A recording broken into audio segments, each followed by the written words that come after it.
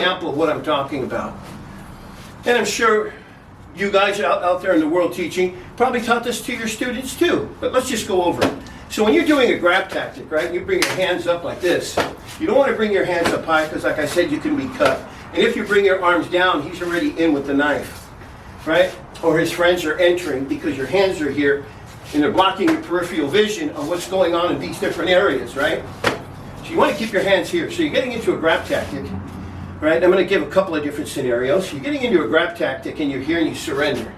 Now that surrender is to keep your hands here in case you could need to counter with your hands or your feet. If the man is rushing and he's not coming in to grab, he slips to grab and now he's attacking your eyes, your throat, your shoulders, your crotch, and so forth. So we keep our hands here. But getting into grab tactic number one is we were taught that from in here, you bring your hands up. You always want to cross your hands. You just don't want to do this. Get in the habit of crossing your hands open, like so. Do this, right? Because what it helps you is if the man is throwing a punch, you could move to the side. You could move to the side and then fire. So as we're here, grab tactic number one, we're here, we were taught, the hands come in, we clasp and we lock the hands in, we step back with the left foot and we fire. Correct? We were taught with Waza number one, I'm going to give you one variation in there, is a block and a hit. Or the defensive way would be leaving your hand out here, but you don't want to leave your hand out there for too long because if the man happens to say, hey, what's that? Well, he can slip a knife and cut your wrist. So we always want to use that as a particular block and strike, right? Strike, strike, or strike, block, block, right?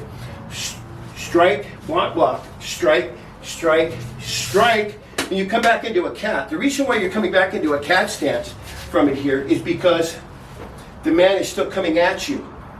So after we fire that kick, he's coming in to grab us, and now we're coming in with grab tactic number one. You don't have time to surrender and lock and do all that.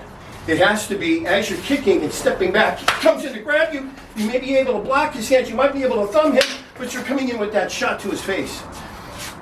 And you're coming in 2 times. 1, 2, right? Move his hands out of the way. Chop to the neck, hit to the solar plexus, bring his head down, and hit him on the back of the neck. And that's one variation. There's all kinds of variations and moves depending on how your opponent is moving. Don't get caught up in saying one way.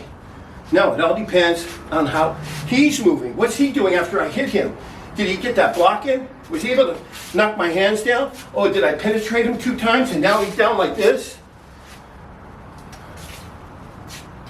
So this is just a simple understanding and breakdown of grab tactics and Wazas, which can also be done with the club tactic, which we'll work on later. To after you do this technique, the club's coming in at either 6 or 3 o'clock, and after you go through this, you go to the second attacker, you go to the third attacker, and the fourth attacker.